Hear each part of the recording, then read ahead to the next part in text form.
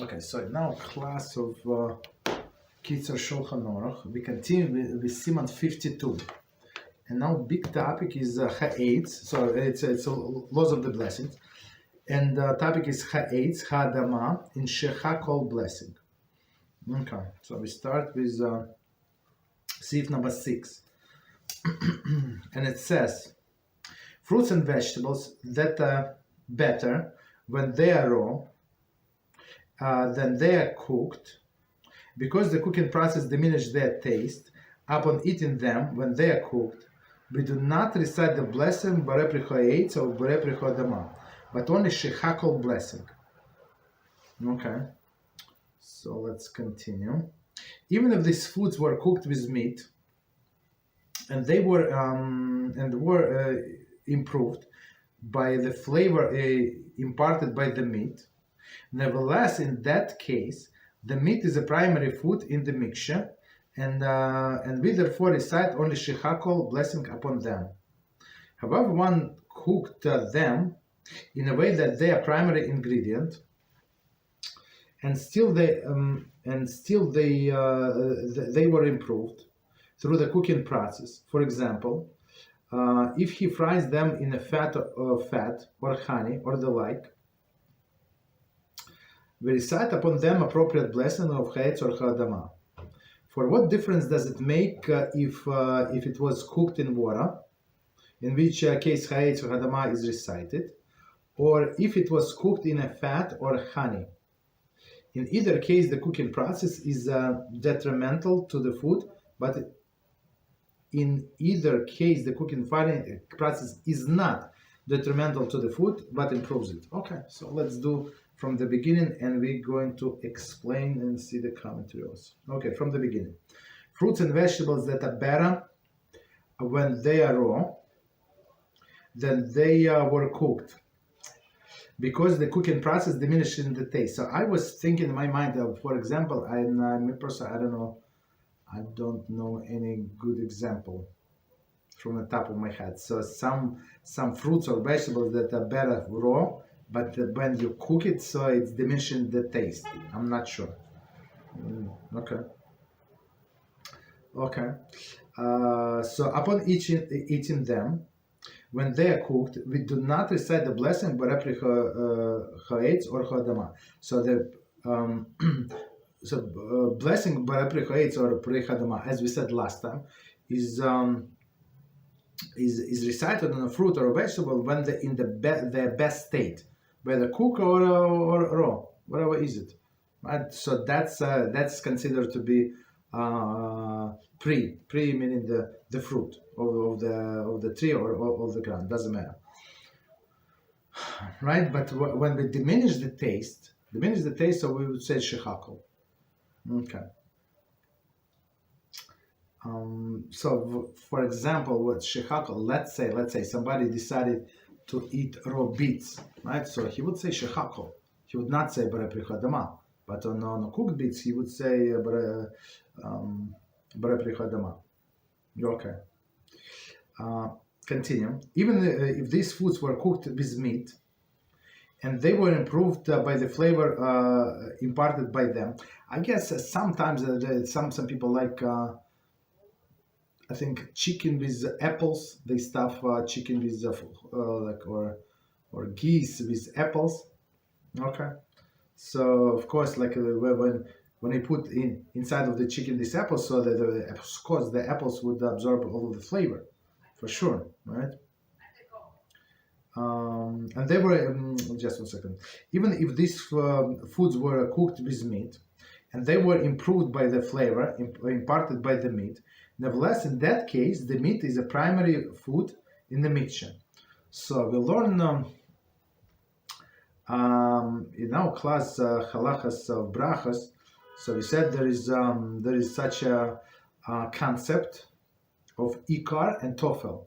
So ikar is a primary food, and tofel is a secondary food, not second, subordinate food. So you would not eat one without the other, right? So in this case, they say since chicken, of course, it's a primary food, and you eat these apples. Let's say this is this stuffing from chicken, like in a form of apples, as only like a side dish, like secondary to the chicken for sure. So you say the blessing on the chicken, shechakol, by whose words. By whose word everything came into existence. I think that's translation, right? And it's going to cover chicken and apple. Okay. So and then we recited only one blessing shechakol upon them. That's the halachos. So let's see the commentary. Below 54.1, so beyond 52, Mishnah Brura 205.7 writes that this applies only if the vegetables were added solely to enhance the flavor of the meat, in which case they are not significant part of the dish. However, if the vegetables were added for themselves as well, there is to be eaten as a part of the dish, they retain the significance Borei Pricha Adama, and Borei Pricha Adama should be recited. So Mishnah Brura says it's very, very interesting. So if I would say if it's for stuffing, so somebody uses these apples for stuffing, for sure it's secondary, but possible, as Mishnah Brura said, maybe a person likes these apples and he just cooks this apple in this certain way inside of the chicken because he enjoys these apples like a separate dish. So for sure in this case it's not secondary to chicken, and you would need to say two blessings. First on these apples and then on the chicken. However, if one cooks them in a way that they are primary ingredient, and still they are improved through the cooking process, for example, if he fried them in a fat or honey and the like, we recite upon them appropriate blessing, or chaetz or chadama. So, for example, they would fry the first example that came to my mind, eggplant, right? So you fried eggplant, maybe eggplant not a good idea. People usually don't eat raw eggplant. So what do they fry? Potatoes also not a good idea. So zucchini also, what would we fry? Okay, nuts for sure. Okay, so maybe that's a good example. So people fry nuts in honey, right? So nuts are tasty by themselves, but even the frying honey, it still improves the taste. Okay. So you would say Borei Pricha it's on honey that is fried on nuts that are fried in honey, and then raw nuts because it's like improving the taste. Okay, continue. For what the difference does it make if it cook in water, in which case Chadama is recited? So before we continue, so what does it mean? What is the difference? So he said, what is the difference? You cooked in water, or you cooked in honey or oil or like animal fat? So what is the difference?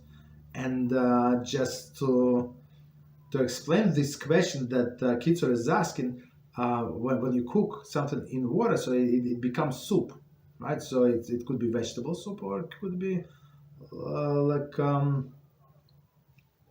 fruit soup, right? So, and this water is actually the water is a part of the soup, and on this water you don't say the separate blessing, right? So you say, for example, you have vegetable soup, so you say blessing on whatever vegetable, potatoes, you have split peas, whatever you have, carrots, right? So you say Borei Pricha Adama on any vegetables, and liquid is also covered, right? So in this case, for sure, everybody agree that it's actually improvement of the vegetable when you cook.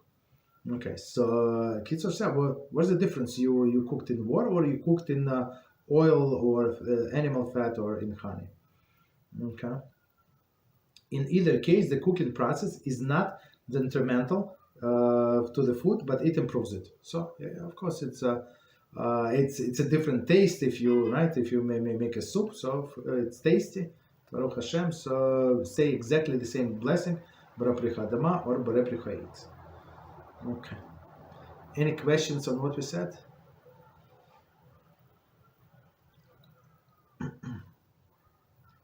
Okay, then we continue. Number 7. The inferior types of fruits. Oh, that's we discussed a little, right, before. That grow on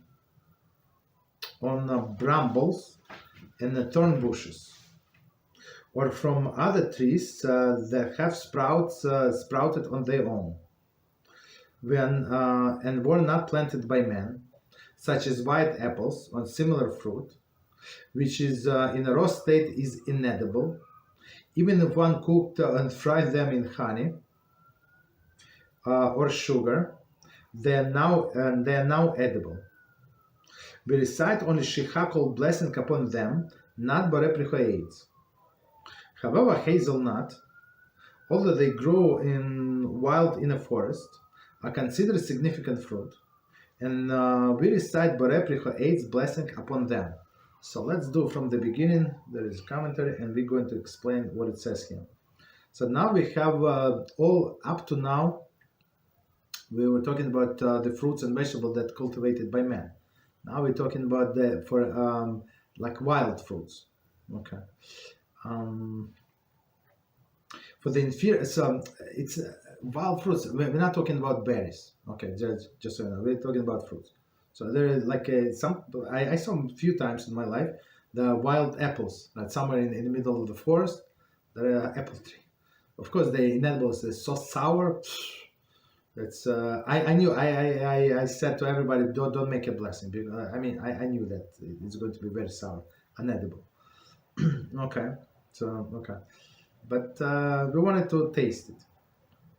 So one more time, for the inferior types of fruits that grow on brambles and thorn bushes. Okay, so I mean it's very very inferior, or from other trees that sprout on their own. Okay. So wild, or were not planted by man.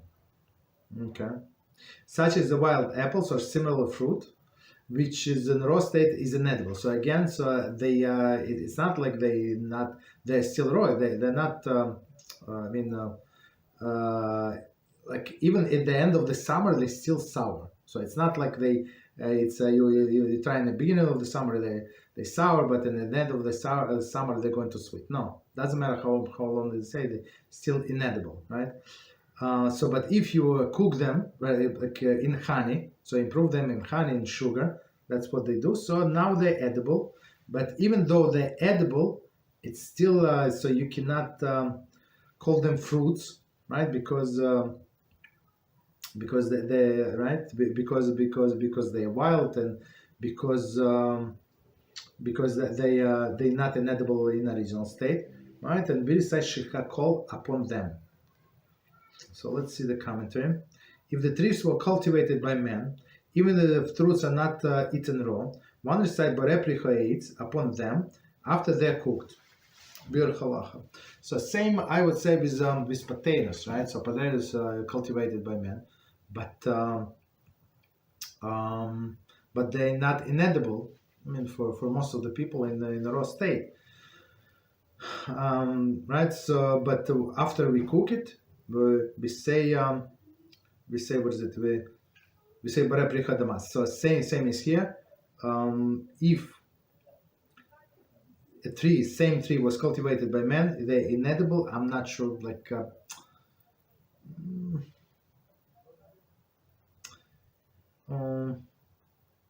Maybe they picked it when it was undeveloped. I guess I don't know. I don't know. So and then they fried in honey. So they would say barepri chayetz. Let's say. Okay. So it's a big difference. Is it wild or man was working on this? Okay. Continue. However, the hazelnut nuts, although they grow in the wild in a forest, are considered a significant fruit. I think today they actually do the orchards. It's not only in the forest; they actually have orchards. Like they cultivate them, but it does not make any difference. We still say baraprichayit. But they are considered significant food because they're edible as it is. And we will recite Barepricha 8, blessing upon them. So very interesting explanation. Okay. but if you know that something is very not edible, very, so you don't save the blessing at all. Okay, just so you know. Okay.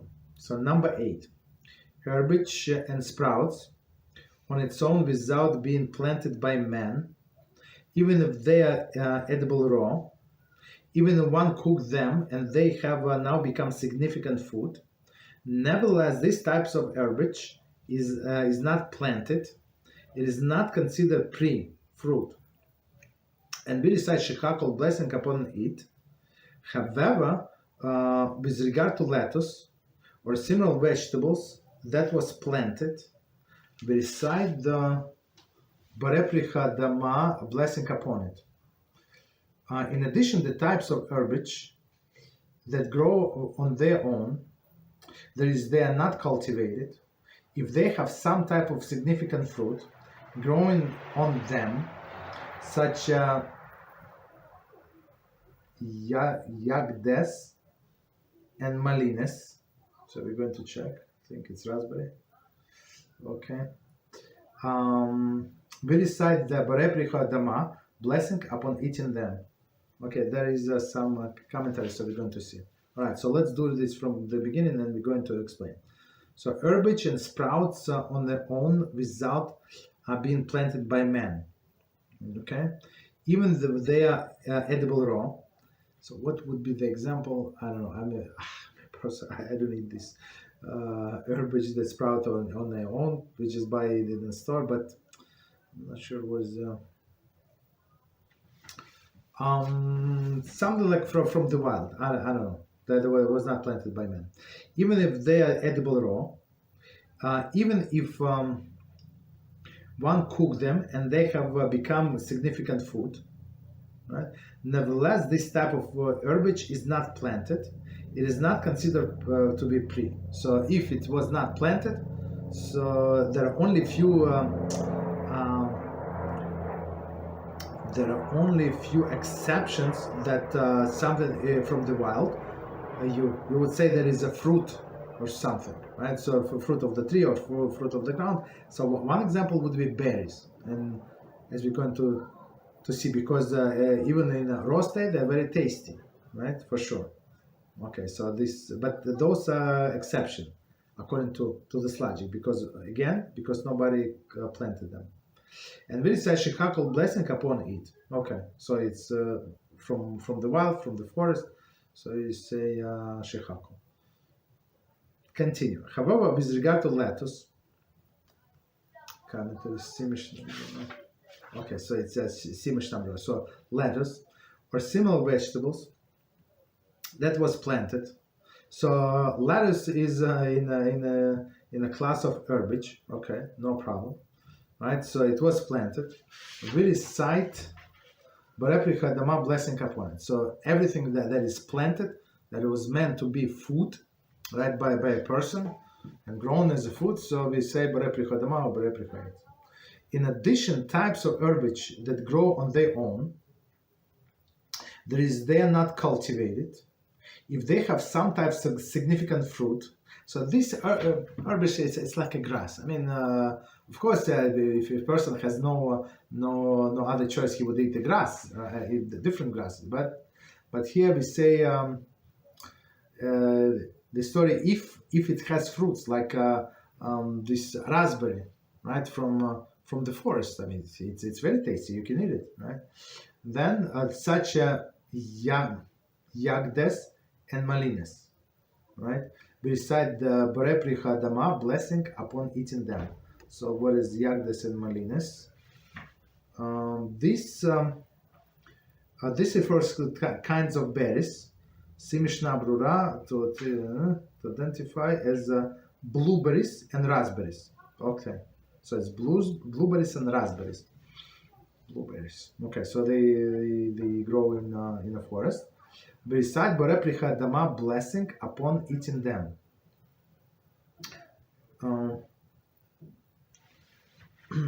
So commentaries say upon wild strawberries, one recite Barepricha Dama. So wild strawberries, because they're tasty, they're tiny, right? Very close to the ground. You can find them in the forest. So you say Borei Pri Adama, it is obvious. It's understandable. But these two are actually anomalies, botanical anomalies, and it's not proper blessing if you think about it, right? Because they say blueberries, raspberries. So if you take raspberries, for example, raspberry they're grown on a tall bushes. I mean, tall like several feet. And as we said before, the definition of the tree is something that survives the winter, right, and produces from the same branches. Okay, of course it can have new branches, but from the same branches, right? So it's considered to be tree. So for sure, the raspberry in this category. But our sages say, nevertheless, we say. Why? Maybe I don't know. I don't want to say. So as I know, it's like an exception. And blueberries also. So in blueberries, actually, I would say just say it depends what kind of blueberries. So if you buy blueberries like from what is it from a supermarket, so commercially grown, so they on tall bushes for sure. It's a Borepri Haetz, right? Because they are cultivated for this purpose. And I guess, but raspberries, it's always say Borepri Hadama. I don't know why, but but it's irrelevant. But blueberries that grow in what is it in a forest, if it's less than 3 tefachim high, 3 feet high, right? So it's considered like if it's less, so it's considered food of the ground. It's higher, 3 tefachim higher, so it's considered to be a tree. Okay, so you have to know where you're getting it from. Okay. Continue. Any questions before we continue? The next one is very long.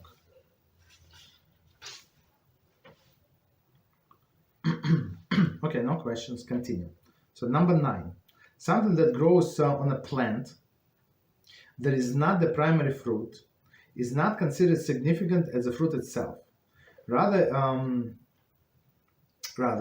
it descends on one level with regard to the appropriate blessing. That is, if it grows on a tree, we recite Borei Dama blessing on ancillary growth. Okay, we're going to see. And it is grown as a part of the vegetable. We recite Shechakol blessing on the ancillary growth. Okay, we're going to see. Therefore, regarding the copper tree, whose leaves are edible, and the leaves also have a date-like protuberance that are also edible, similar to the protuberances of the leaves of the willow tree, and it is also the berries which are the main fruit of this tree, as well as kafrisin. Maybe it's Yiddish. We're going to see kafrisin, which is husks encasing the fruit, resembles nut shell, and they are also edible. The halacha regarding the appropriate blessing on each part, based on the ruling set forth above, as follows.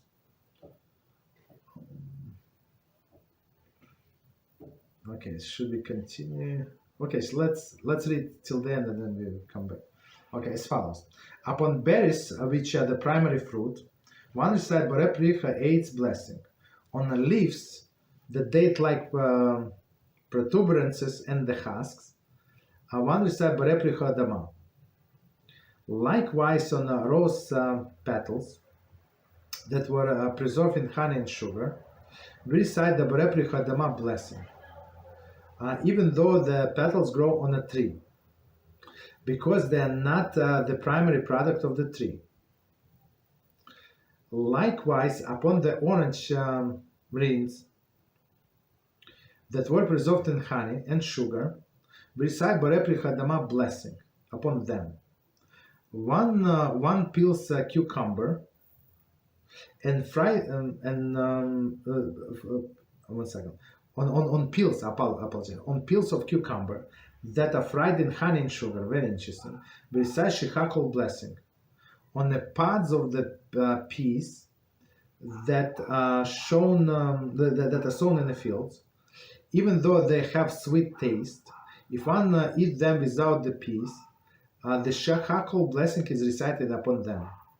However, those peas that are planted in gardens with intention of eating them raw, with the pods, then even one who eats the pods themselves, he should recite Barei Pri Hadama blessing. Okay, so it's, as I said, it's very long, so let's do line by line, and we're going to explain. So it's very intricate details, very interesting. So again, so now we're not talking about the fruit, the primary fruit of the of this thing, whether it's tree or vegetable, but we're talking about something secondary. Okay, so let's do from the beginning, and we're going to explain. There are many commentaries. Something that grows on a plant that is not primary fruit, right, is not considered significant fruit itself. So we cannot call it a fruit of the tree or a fruit of, right? We cannot, or fruit of the ground. Rather, it descends one level in regard to appropriate blessing. So see commentary. The more specific blessing, the more significance it is. So before we continue, so many people many times they're confused, if you don't have a bread meal, right, you have several dishes, like what blessing to make first or second or last, right? So the formula is very simple. We just read the formula. It's a rule. So the more specific blessing, the more significant it is. The more significant it is. What does it mean? So the most specific blessing, it cannot be more specific on the bread, right? So when you say the bread from the ground, it's only could mean the bread of the ground, right? So the second one is mizoines. So when you say mizoines, so mizoines is more broader term. So you say on the cakes and cookies and on the pasta or ravioli, all of these beautiful things, whether they cooked or baked, doesn't matter. So it's much broader, right? Than you say on wine. On wine also, like very, very specific blessing. So for example, if you have a meal, right? If you have a meal, so if you want to start with wine, you can start with wine. There is no problem. But sometimes people start with something else, and wine they drink in the middle of the meal, but they would need to say the blessing upon the wine, right? So and then what is a more specific blessing? The blessing on a fruit tree, right? Fruit of the tree. So, for example, if you have a meal and you have olives, right? So before making any other blessings, so you would say on olives, right? And then less specific. So what is less specific? Fruit of the ground. So you say Barei Pri Hadama, right? And shechakol you say in the very last blessing. So that's what this rule means, right? So one more time. We said it's, the more specific the blessing is, the more significant it is. So let me just explain. If the blessing, so meaning what we commented on. So on a fruit, you say Barei Pri Hadama, but on the bark of this tree, so it's a different blessing. So you go level down, you say Barei Pri Hadama. So one well level down. But if original blessing was Barei Pri Hadama, so you go level down. Where's level down? Shechakol. So that's like in summary what we're going to say here. So a commentary one more time. The more specific blessing is, the more significant it is. Of the blessing Ha'etz, Hadama, and Shechakol, Barei Pri Ha'etz is the more significant, and Barei Pri Hadama is then Shechakol. Okay. In the case of this sieve, whichever blessing would originally be appropriate for that plant, right? If it grew on a tree, ha'etz on the ground for Hadama, right? It descends one level to the blessing just under in order of significance. So one more time, if the fruit is fruit of the tree, so we say fruit of the ground. Next one, Barei Pri Ha'etz, Barei Pri Hadama. If it was Barei Pri Hadama, I say shechakol. Okay, so continue. There is, if it grows on a tree, we recite Borei Pri Chadama blessing on ancillary growth. So what is it? Commentary. However, if one did recite Borei Pri Cha'etz, he has fulfilled the obligations. He does grow on a tree. Mishnah Brura 263. So we have this thing is BeEzrat. So BeEzrat is after the fact. So after the fact, like, is this statement true or not true? So yes, it is. Let's say if it's a bark of the tree, like it's not a tree itself, it's not the primary fruit, but after the fact, is it part of the tree? Yes, it's part of the tree. So in this case, since we don't want a person to say the blessing in vain, like take HaShem's name in vain, so we don't say second blessing, and after the fact we just leave it be. It's not proper, but we, like, after the fact. And if it grows as a part of the vegetables, besides shechakol blessing on the ancillary growth. So I would say this. What would be the example? So let's say you have beets, right? Beets, fresh beets. So it's Borei Pri Chadama. But sometimes they would take this green stuff, right, and make soup out of them, right? So it's actually tasty soup. So in this case, on this green stuff, I don't know, these green leaves, some people just throw them in the garbage. I think most of the people, but some people healthy, for healthy eating, whatever is it, so they would actually eat them. So in this case, it's actually they would need, if they did by itself, would say shechakol. Okay, I think that's my example. Continue. Therefore, regarding the caper tree, commentary, there is a caper bush, a low trailing shrub that buds, whose buds are used for pickling the spices.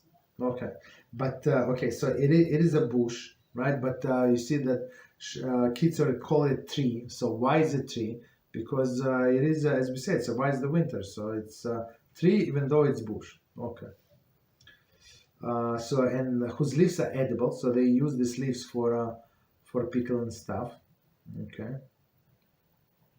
And the leaves also have a date-like protuberances that are also edible. I never tasted. I have no idea. Right, similar to the protuberance of the leaves of willow on a willow tree, like on a willow, you have this yellow things, right? Not on all of them, but on some of them, right? So these it's like these berries are also edible, right? As well as capricin, which are the husks of the encasing the fruit, resembling the shells. So I'm not sure what kind of fruit, and shell is the shell I guess around the nut. So but I think people also like when it's still green, when it's still soft, you can cook it and do something. Okay, resembling the shells, and they are also edible. Okay, the halacha regarding the appropriate blessing on each part, based on the rules set forth as follows. Okay, so we say that it's fruit itself, it's understandable. You say fruit of the ground, Borei Pri Chadama, or fruit of the tree, Borei Pri Cha'etz. But now we're talking about secondary thing of this plant that is also edible. Okay, so continue. Okay, so as follows. Upon the berries, which are primary fruit, one will say Borei Pri Cha'etz blessing. That's for sure, even though we say it is a bush, but the bush is a tree. Okay, Borei Pri Cha'etz, that's correct blessing. On the leaves, the dead-like protuberances and the husk, one recite Borei Pri Chadama. So now, since it's not primary fruit of that plant, so we go level down. We say Borei Pri Chadama. I mean, me personally, I'm only learning about this from the books. I never saw it. Like I don't go to forest, but it's very interesting. I think it's wild, these things. wild plants. So commentary says, Sishar Hatziyun 241, who cites an opinion that since nowadays the caper trees is not planted at all, for the sake of its leaves and husks, the appropriate blessing for any peripheral products is shechako. Okay. However, Igros Moshe Orachaim, Volume 1, Chapter 59, rules that even today the appropriate blessing upon these parts of the caper is bare prichadama. Okay, so I have no idea what these fruits are, but okay. So I guess if we go by what Reb Moshe said, it's one straight formula. It's easy to remember. So the primary fruit we say as a blessing on the fruit, but all of the secondary derivatives on the leaves, even though they're edible, on the bark or on other things, so you just say blessing of one level down. Continue. Likewise, the rose petals that we preserve in honey and sugar, right? That's it's very tasty. They do preserves. I'm not sure how many of this you need. A lot. Okay. Okay. So they do in a honey and sugar. Okay. We recite Borei Prichadama blessing. Okay. Okay, because we say Borei Prichadama blessing. So technically, why do we say Borei Prichadama? Because it's on one hand the rose bush is a tree, as we said, right? But it's not the primary fruit. So I'm not sure what's the primary fruit of the rose. It's not edible, right? That's my guess. So, but once they decided to eat it, like preserve in honey or sugar, so in the blessing we go one level down when we say Borei Prichadama. But technically, again, the rose bush is a tree. Okay, so continue. Even though the petals grow on a tree in double quotes. Okay. Okay, continue. So I just checked the commentary, but we've already said all of this. Okay, because they are not primary product of the tree. So again, what was the primary product? I think it's inedible. So the flowers usually they're not edible, but these people decided to make it to make preserves. Okay, continue. Likewise, upon the orange rings that were preserved in honey and sugar, beside Borei Prichadama blessing upon them. So let's see the commentary and we're going to explain. Mishnah Brura 2:39 rules that the appropriate blessing is shechako, but if not recited if one recited Borei Pricha or Borei Prichadama, he has fulfilled the obligation. See note 23 Chazanish or Achaim. Okay, so and that's what we sometimes also do, like but just a little, because the beer, right? So we peel the orange and then we preserve like with honey. I think it's very like tasty, but a little bitter. So but we say shechako as for sure Mishnah Brura said, because most of the people not going to do it. For most of the people, it's not food. Like they throw it out, and that's how we treat all 99.999% of the oranges. So the peel goes to the garbage. But this specific time, for 1-2 peels, so we're going to cook it. So for sure we say shechako, not Borei Prichadama. 26. Continue. On peels of the cucumbers that are fried in honey and sugar. So that's, I'm not sure if somebody doing it today, maybe. Okay. So peels of cucumbers are fried in honey and sugar. Besides shechako blessing. Okay, again, so it's not the primary part of the food, and many people, they just peel cucumbers and throw the peels to the garbage, right? So that's why we go level down. So it's not fruit of the ground, but we say level down is shechako. On the parts of the peas that are sown in the fields, right? Even though then they are sweet taste, if one eats them without peas, shechako blessing should be recited upon them. So these peas, like these green peas, right? When We usually buy it in cans, right? But if you buy it fresh, I mean, where we live, they almost never sell it. I don't know, like maybe once in a few years. I'm not sure. In specific stores, they would sell it, and it costs a lot of money. Very interesting, right? So on a piece itself, for sure, you say that's because they're very tasty. But these pods, even though they're edible, so they're a little sweet, and if you break it, it's actually sweet, right? So you say shechakol. Okay, so and the reason is commentary 27. If they're eaten together with a piece, so I mean, okay, if you want to eat together with a piece, they do not require separate blessing, as a Borei Pri Chadama blessing that one recite upon the beans, exempt the pods as well, right? See the following note, because it's a secondary, right? It's secondary, and it's like if you eat it together, so you say one blessing, or you say Borei Pri Chadama. So if you eat separately, so you say shechakol. Okay, continue. However, those peas that are planted in gardens, so before that we said in fields, now in gardens, with the intention to eat them raw, with their pods, they call it like snow peas, I think. I mean, maybe I already just one the variety. I mean, they put them in a salad. I mean, together with pods, because they're so tender, so you can eat. Okay. And even when one eats them pods by themselves, he should recite Borei Pri Chadama blessing. Meaning what? Because it was designed like to eat them with intended, not designed. It was intended to eat it with pods raw. So for sure it's food, and you say Borei Pri Chadama. So it's part of the fruit of the ground. So peas and these pods. Okay, so let's see the commentary.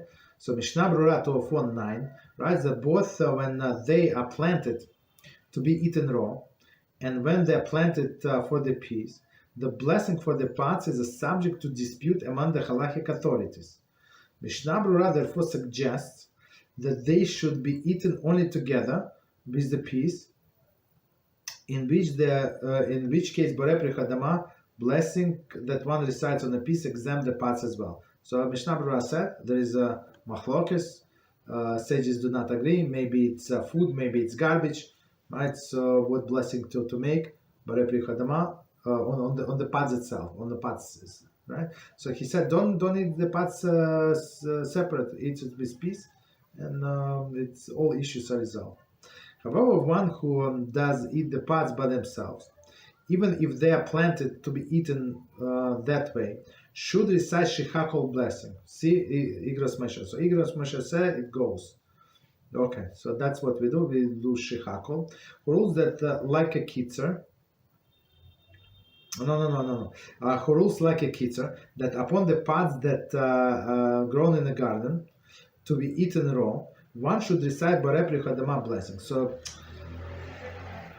Okay, so Igros Moshe said if it's like if it's eaten raw, meaning in the salads, that's what they add. Like sometimes they cut, sometimes if they're smaller, they just put the whole thing into the salad and eat like that. So you say Borei Pri Chadama. But even if you clean, you take the piece out and you have only pods left. So according to Igros Moshe, since that's how they were designed, and according to according to Kitzur, you say Borei Pri Chadama.